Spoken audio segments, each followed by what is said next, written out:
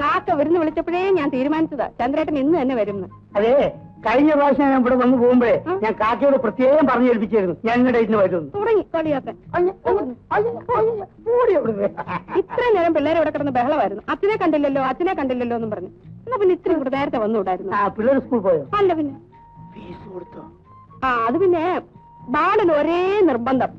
ഞാൻ പിന്നെ എതിർക്കാനൊന്നും പോയില്ല. എന്ത് അവനും കൊടുത്തു. അത് വേണ്ടിയില്ലായിരുന്നു. എന്തിനാ ചന്ദ്രേട്ട ഇതൊക്കെ വാങ്ങിച്ചത്? ഞങ്ങളെന്താ ഇവിടെ പട്ടിണി കിടക്കുക? അതൊക്കെ ഒരു സന്തോഷമുള്ള കാര്യമല്ലേ. അതൊക്കെ ഒരു കഥ തന്നെയല്ലേ.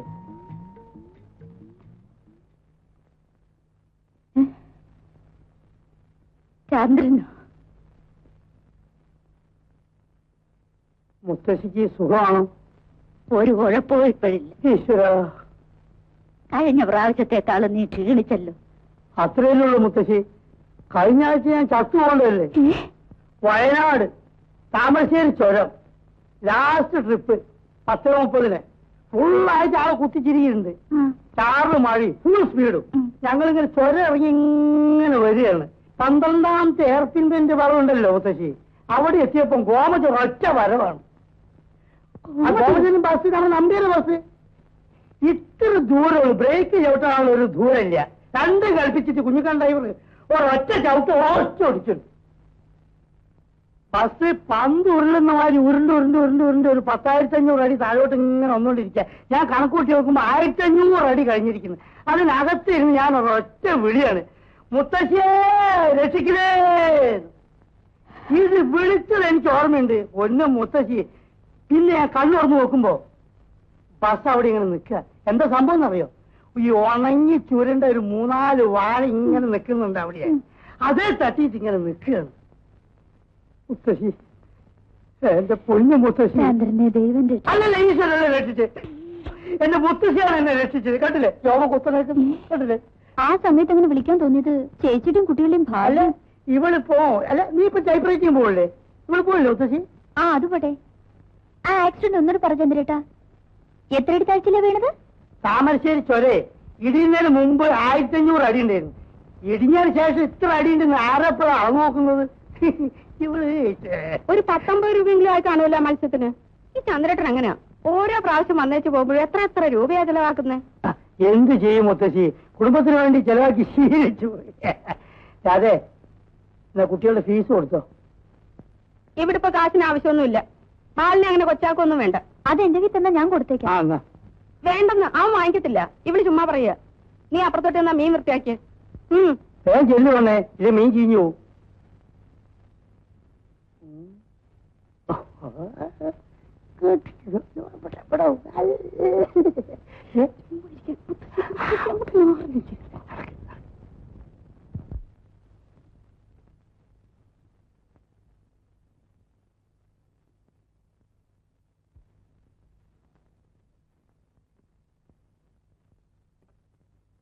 അളിയൻ ലാൻഡ് ചെയ്തിട്ടുണ്ട്.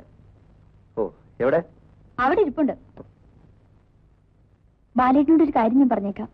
ഫീസിന്റെ കാശ് ചോദിച്ചു വാങ്ങിച്ചോളണം. ബസ്സിന് കാശില്ലാതെ വിഷമിക്കുമ്പോ അത്ര ഔദാര്യൊന്നും വേണ്ട.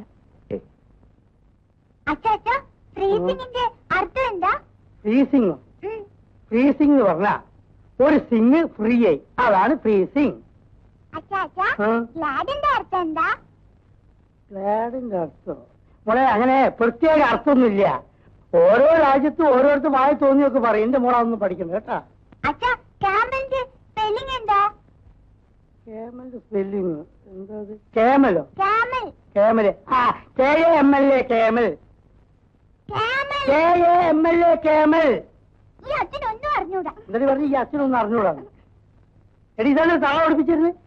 എടി ഒന്നും അറിഞ്ഞൂടാ. അച്ഛൻ ഇതുവരെ വളർത്തിയെടുത്തില്ലേ? എടി രാധേ രാധേ കൂടിയത്ത് ബാലോ ബാല, ഒരു പ്രധാനപ്പെട്ട കാര്യം പറയാൻ വേണ്ടിയാ ഞാനിപ്പോ ഇങ്ങോട്ട് വന്നത്. നിനക്ക് ഞാനൊരു പെണ്ണിനെ കണ്ടുവച്ചിട്ടുണ്ട്. മെഡിക്കൽ കോളേജില് 1, 2, 3 എന്തിനോ വലിയ ക്ലാസ് പഠിക്കുകയാണ്. നല്ല ഐശ്വര്യമുള്ള പെണ്ണ്, അതിനൊത്ത സൗന്ദര്യം. പിന്നെ ഞാൻ അന്വേഷിച്ച് നോക്കിയവേ നല്ല അന്തസ്സുള്ള തറവാട് നമുക്ക് ചേർന്ന്. മെഡിക്കൽ കോളേജിൽ പഠിക്കുന്ന കുട്ടിയാണോ? ബാലേട്ടന്റെ ഇപ്പോഴത്തെ സ്ഥിതി വെച്ച് പെൺകുട്ടി ഡോക്ടറായി പോരാ, കുറഞ്ഞതൊരു IAS എങ്കിലും വേണം. ദേവിയുടെ വിചാരേ ഞാൻ നുണ പറയുന്ന കേട്ടോ അല്ല. കുട്ടിയുടെ അച്ഛനായി ഞാൻ ഒരുപാട് നേരം സംസാരിച്ചു. നിന്നെ കുറിച്ചുള്ള വിവരമൊക്കെ പറഞ്ഞ് ഭയങ്കര താല്പര്യോ. പറയാൻ മാത്രം ബാലേട്ടനൊന്നും ഇല്ലല്ലോ. ചന്ദ്രേട്ടൻ തൽക്കാലം എനിക്ക് പെണ്ണ് അന്വേഷിക്കണ്ട. സമയമാകുമ്പോ ഞാൻ പറയാം. പിന്നെ മറ്റൊന്നും തോന്നരുത്.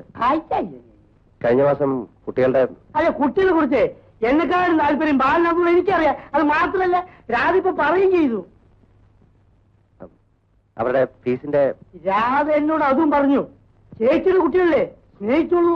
ആര് പറഞ്ഞു വേണ്ട? അതല്ല, പക്ഷെ അവരുടെ ഫീസും മറ്റുള്ള കാര്യങ്ങളെല്ലാം ബാലൻ തന്നെ ചെയ്യണം നിർബന്ധം പിടിച്ചാലോ? ഞാൻ അവരുടെ അച്ഛനല്ലേ, എനിക്കൊരു അവസരം തരൂ. അത് വേണ്ട, ഒരു അച്ഛനും പറഞ്ഞു വേണ്ട. ബാലിന്റെ ചെലവിളി അത് ശ്രദ്ധിക്കണ്ടേ? എന്തൊരു തലവേദന ബാല, എന്തൊരു തലവേദന ബാല. അയ്യോ, സഹിക്കാൻ കഴിയുന്നില്ല. ഞാനൊന്ന് പോയി കിടക്കട്ടെ കേട്ടോ, പോട്ടെ. അയ്യോ, ചേച്ചിക്ക് പറ്റിയ ആള് തന്നെ അല്ലേ? നീ പോയി ചോറോളം.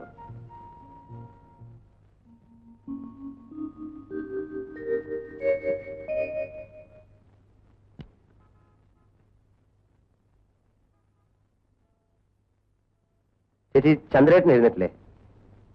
5:30 എഴുന്നേറ്റ് അപ്പ തന്നെ പോയി. 6:15 ഫസ്റ്റ് ട്രിപ്പാണത്രേ. അതെ, ചേച്ചി എന്തെങ്കിലും ആവശ്യത്തിന് എന്റെ പകുതി രൂപ എടുത്തായിരുന്നു. അയ്യോ, ഞാനതങ്ങ് പറയാൻ മറന്നുപോയി. നീ നല്ല ഉറക്കമായിരുന്നു. 50 രൂപ എടുത്ത് ചന്ദ്രേട്ടന്റെ അമ്മയ്ക്ക് മുറുക്കാൻ വാങ്ങിക്കാൻ കൊടുത്തു.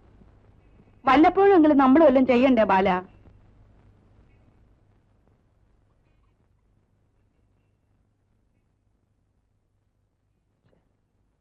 ഇലക്ട്രിസിറ്റി ബില്ല് അടയ്ക്കാൻ വെച്ചിരുന്ന കാശ. എന്നിട്ട് എന്ത് പറ്റി? എന്നിട്ട് എന്ത് പറ്റാനാ? നീ അരി വാങ്ങിക്കാൻ വെച്ച കാശും എടുത്തേ. ഇന്ന് ബില്ല് അടച്ചില്ല, അവർ ഫ്യൂസ് ഊരിക്കൊണ്ടു.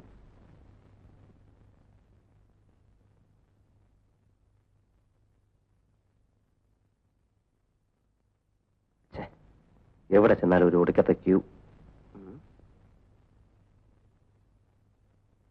അതെ, പൊന്നു സുഹൃത്തുക്കളെ, വളരെ ദൂരെ എന്റെ ഓഫീസ്. 2 മിനിറ്റ് ബസ് വരും. പിന്നത്തെ ബസ് 1 മണിക്കൂർ കഴിഞ്ഞിട്ടാ. ഞാനിത് നടച്ചോട്ടെ. ലാസ്റ്റ് ഡേറ്റ് ഫ്യൂസ് വരും. എല്ലാവർക്കും തിരക്കുണ്ട്. പക്ഷേ അല്ല, എനിക്ക് ലീവില്ല. ഉണ്ടായിരുന്നു ഞാൻ ഇന്ന് മുഴുവൻ ഇവിടെ നിന്നേ. പ്ലീസ് പുറകിലുള്ളവർ ചോദിക്കും. എല്ലാവരും ഒന്ന് സമ്മതിക്കണം, എനിക്ക് ലീവില്ല. എന്റെ ശമ്പളം കട്ടായി പോകും. ഞാൻ നടക്കുന്നേ. പറ്റില്ല. ഇയാൾ നുണ പറയാ. ഫാൽക്കൺ പ്രോഡക്ട്സ് അല്ലേ? ഇവിടുന്ന് 5 മിനിറ്റ് നടന്നാ പോരെ നിങ്ങളുടെ ഓഫീസിലേക്ക്? ഫാൽക്കൺ പ്രോഡക്ട്സ് അല്ലെങ്കിലോ? ഇവിടെ നിന്നായി കുരിശ കയറി വരുന്നത്. പ്ലീസ്, ഞാൻ നടക്കുന്നേട്ടോ. രാവിലെ തന്നെ ഇറങ്ങും. ഒരു തട്ടിപ്പുണ്ട് പോകണം. ഞാൻ ഇവിടെ എന്നോടല്ലേ പറഞ്ഞേ പോകാൻ.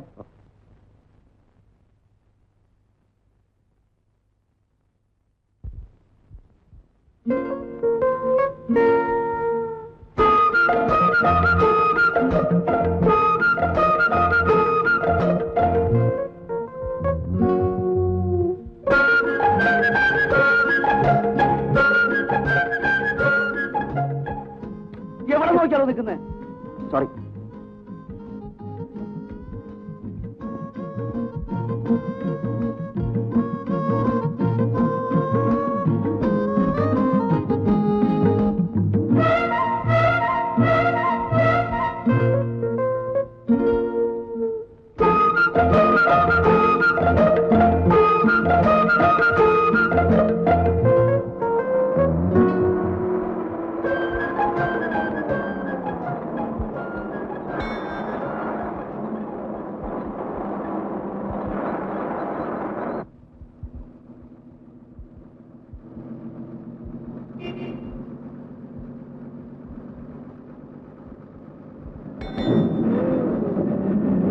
ഒന്ന് ഒതുങ്ങിയേ. Ticket ticket ticket 2.70. ഒരാളാരാ? അതെ.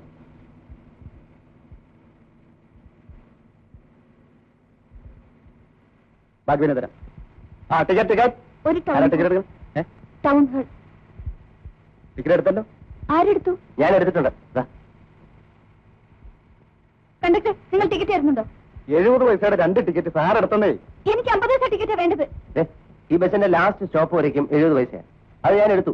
നീ വേണേ ടൗൺ ഹാളിലോട് ഇറങ്ങിക്കോ. അതിനെന്താ? രാവിലെ തന്നെ ഞങ്ങൾ വീട്ടിൽ നിന്ന് ഇറങ്ങിയപ്പോ ഒന്ന് ഉടക്കി. അനാവശ്യം പറയരുത്. വേണ്ട, ദേഷ്യം വരുമ്പോ ഇവളെന്നെ മിസ്റ്റർ എന്നാ വിളിക്കുന്നത്. വീട്ടിൽ ആരംഭിച്ച ഉടക്ക് ഇതുവരെ എത്തിച്ചത് മോശമായി പോയി. സാറ് പാവം. സാധാരണ സ്ത്രീകൾ ആദ്യം നടക്കുക. നോൺസെൻസ്. ബസ് എടുത്തു, എനിക്കിവിടെ ഇറങ്ങണം. എന്തൊരു ദേഷ്യ ബസ്സല്ലേ, ആൾക്കാർ കേൾക്കില്ലേ? അതേ സമ്മതിക്കില്ല, അതൊന്നും കാണുമല്ലോ. കുട്ടി, എത്ര ദേഷ്യം വന്നാലും ഭർത്താവിനോട് ഇങ്ങനെയൊന്നും സംസാരിക്കുന്നത് ശരിയല്ല.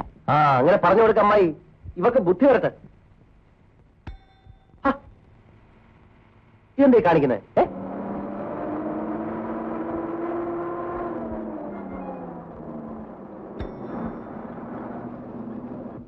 എന്ത് ചെയ്യാൻ ആശാനെ, ഭർത്താവായി പോയി.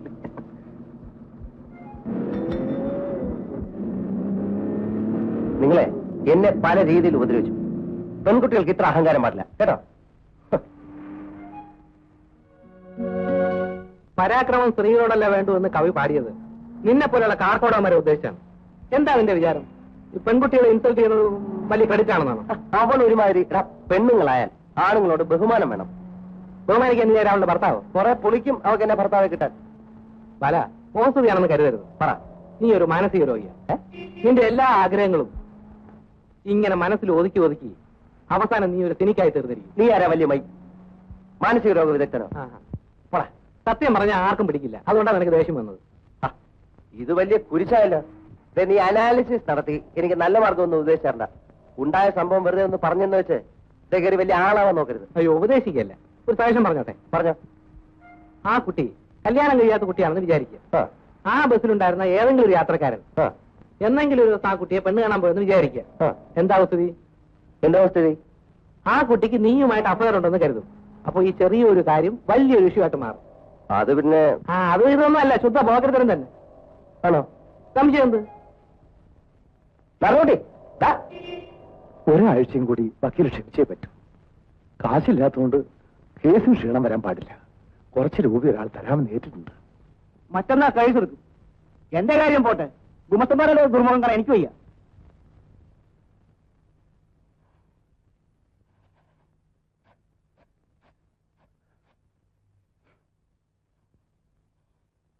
പിന്നെ നിന്റെ കയ്യിൽ രൂപ വല്ല തിരിപ്പുണ്ടോ?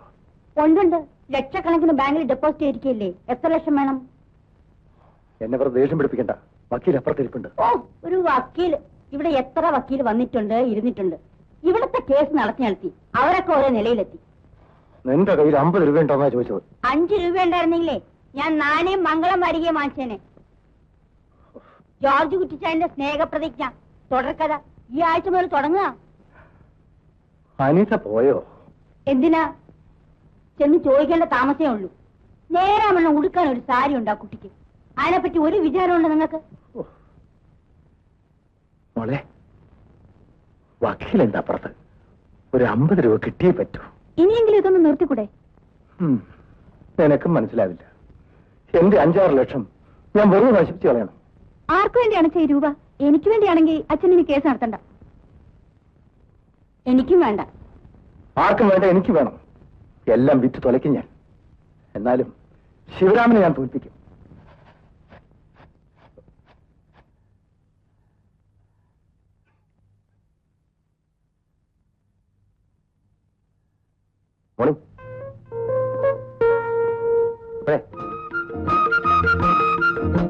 ദേഷ്യാണല്ലേ?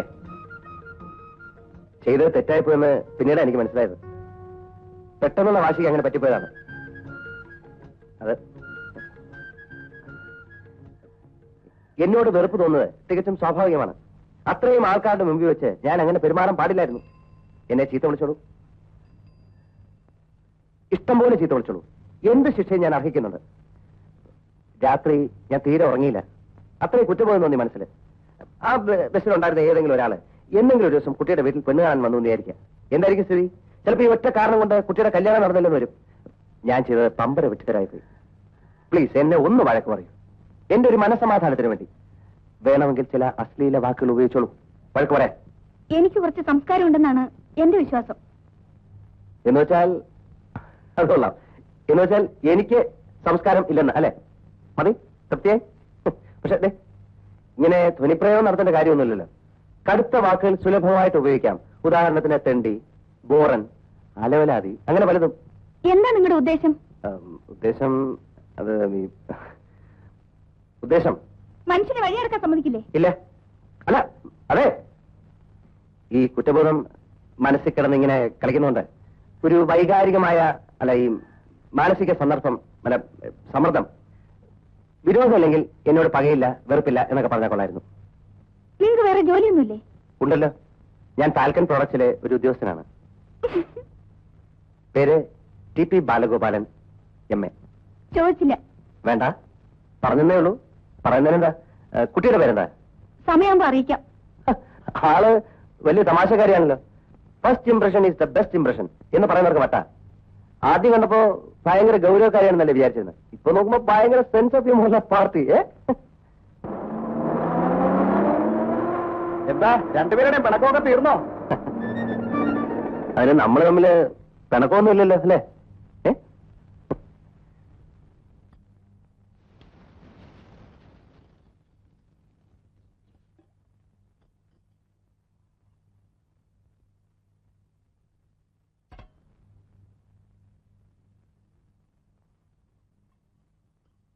ഇന്നും ഗോതമ്പ് ദോശയാണോ?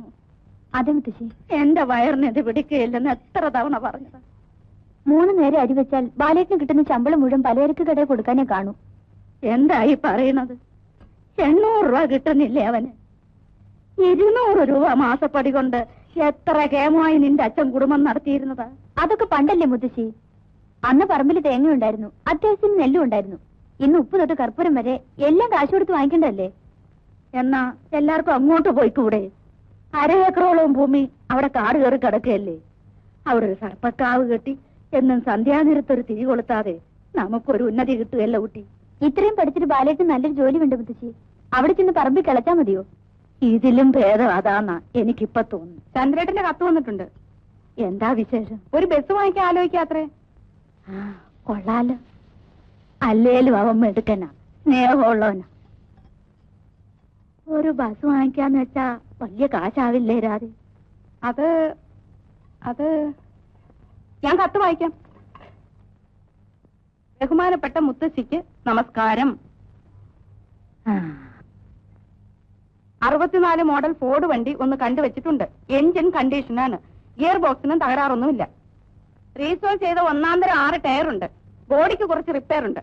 കുറഞ്ഞ വിലയ്ക്ക് കിട്ടും. കുറച്ച് രൂപ കയ്യിലുണ്ട്. കുഞ്ഞിക്കണ്ണൻ ഡ്രൈവർ ഷെയർ എടുക്കാമെന്ന് പറഞ്ഞിട്ടുണ്ട്. ഞാൻ ഏറ്റവും അധികം ബഹുമാനിക്കുന്ന മുത്തശ്ശി ബാലനോട് പറഞ്ഞ് 15,000 രൂപ ഉടനെ ശരിയാക്കി തരണം. ബാലന്റെ കയ്യിൽ റെഡി ക്യാഷ് ഇല്ലെങ്കിൽ അവന്റെ പേരിലുള്ള 8 സെന്റ് സ്ഥലം പണയപ്പെടുത്താൻ മുത്തശ്ശി അവനോട് പറയണം. എന്റെ മുത്തശ്ശിക്ക് ഈശ്വരാനുഗ്രഹത്താൽ അസുഖമൊന്നുമില്ലെന്ന് സമാധാനിക്കുന്നു എന്ന് സ്വന്തം ചന്ദ്രൻ. ബസ് ഓടി തുടങ്ങിയാൽ സ്ഥലം തിരിച്ചെടുക്കാമല്ലോ അല്ലേ മുത്തശ്ശി? നടന്നത് തന്നെ. നീ ഒന്നും മിണ്ടണ്ട. എന്നെ കല്യാണം കഴിച്ചതിന് ശേഷം ആദ്യമായിട്ട് അങ്ങനെ ഒരു കാര്യം ചോദിക്കുന്നത്. എന്നെ കെട്ടാൻ ആര് സ്ത്രീധനമൊന്നും കൊടുത്തില്ലല്ലോ. സ്ത്രീധനം കൊടുക്കാൻ എന്തുണ്ടായിരുന്നു? 1/2 ഏക്കർ കാടോ? അല്ലെങ്കിൽ തന്നെ നിങ്ങൾ കല്യാണം കഴിഞ്ഞിട്ട് 1 മാസം കഴിഞ്ഞല്ലേ ഞങ്ങൾ തന്നെ വിവരം അറിഞ്ഞത്? ഒരു നല്ല കാര്യത്തിനല്ലേ കുട്ടി ചന്ദ്രൻ ചോദിക്കുന്നു. ഞങ്ങൾ നന്നാന്നുള്ള കണ്ണുകടിയാ മുത്തശ്ശി അവക്ക്. എന്തെങ്കിലും പറ്റിപ്പോയാ ചേച്ചിക്ക് ചന്ദ്രേട്ടന്റെ വീടുണ്ടല്ലോ. ഇപ്പൊ തന്നെ കുട്ടികളുടെ ഫീസ് കൊടുക്കാനും ചെലവ് നോക്കാനും ബാലേട്ടന് എത്ര ബുദ്ധിമുട്ടുന്നത്. ഞങ്ങൾ ഇവിടെ നിൽക്കുന്നതിന് നിനക്ക് പിടിക്കുന്നില്ല, അതെനിക്ക് അറിയാവടി. കുട്ടികളെ ഇത്തിരി ഇംഗ്ലീഷ് പഠിപ്പിക്കാൻ വേണ്ടിയാ നിന്റെയൊക്കെ ആട്ടും തുപ്പും കൊണ്ട് ഇവിടെ കിടക്കുന്നത്. ചുമ്മാ അല്ല ഒരുത്തനും തിരിഞ്ഞു നോക്കാത്ത. ഇതല്ലേ മനസ്സിലിരിപ്പ്? എന്തായാലും 8 സെന്റ് തൊട്ട് കളിക്കാൻ ഞാൻ സമ്മതിക്കില്ല. 3rd ബെഡ്റൂം അത് ഇവിടെ വരും. അതും ബാത്ത് അറ്റാച്ച്ഡ് ആയിക്കോട്ടെ. ആവാലോ. അല്ല, ഈ 2 നിലയുള്ള വീടാകുമ്പോ ഫൗണ്ടേഷൻ നല്ല സ്ട്രോങ് ആയിരിക്കണം അല്ലേ? ഒരു 6 അടി മതിയാവും. ഉറപ്പുള്ള മണ്ണായതുകൊണ്ട് പ്രശ്നമില്ല. എന്തായാലും 2 നില വേണം. അപ്പൊ എന്താ പരിപാടി? എനിക്ക് സമയമായി. സാറേ, പിന്നെ ഈ ലോണൊക്കെ സാങ്ഷൻ ആവാൻ വേണ്ടി ആഫീസർമാർക്കൊക്കെ കൈക്കൂലി കൊടുക്കണം എന്നാ പറയുന്നത്. അതിനെന്താ? കൊടുക്കണം. കൊടുക്കാം. പക്ഷെ അവിടെ വരെ പോകാനുള്ള സമയം കിട്ടില്ല. അല്ല സാറേ, ഈ കൈക്കൂലി കൊടുക്കാൻ പ്രശ്നം ഉണ്ടായിട്ടല്ല. പക്ഷെ ആശാരിമാരുടെ ഇപ്പൊ കൂലി എന്താ? അതെ അതെ, എന്തായാലും വേണ്ടില്ല, സംഗതി നടന്നു കിട്ടിയാൽ മതി. ശരി, പിന്നെ കാണാം.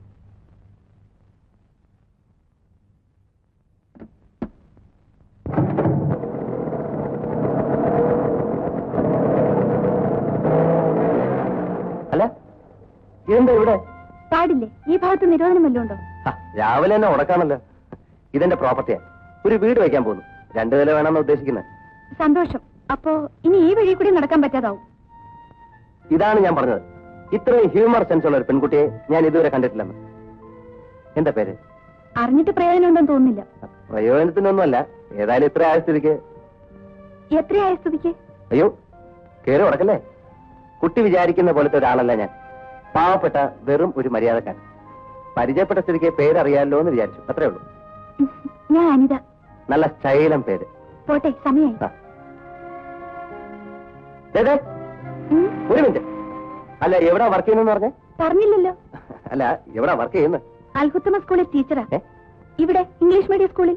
അയ്യോ, എന്റെ ചേച്ചിയുടെ 2 പിള്ളേർ എവിടെ പഠിക്കുന്നത്? ആണോ? ഏത് ക്ലാസ്സിൽ? പിന്നെ തേർഡില് മൂത്തവള് മിനി, സെക്കൻഡില് രണ്ടാമത്തെ ദിവ്യ. രണ്ടും എന്റെ ക്ലാസ്സാ. പോട്ടെ, നേരം വൈകി. അല്ല, വീട്ടിൽ നിന്ന് വിളമ്പരം നടന്നാ വന്നേ? ഈ പ്രായത്തിലല്ലാതെ തന്നെ എപ്പോഴാ നടക്കുക? ആരാണ്? എനിക്കറിയില്ല. അറിയാത്തവർ തമ്മിൽ സംസാരിച്ചല്ലോ. വഴി ചോദിച്ചതാ. അല്ല, വീട്ടിൽ നിന്ന് നടന്നാണോ വരുന്ന ചോദിക്കുന്ന കേട്ടു. ഒന്നുമില്ല. ഇല്ലാത്തോണ്ടാക്കി ടീച്ചേഴ്സിനോട് പറഞ്ഞു കിണിക്കരുത്. വാ.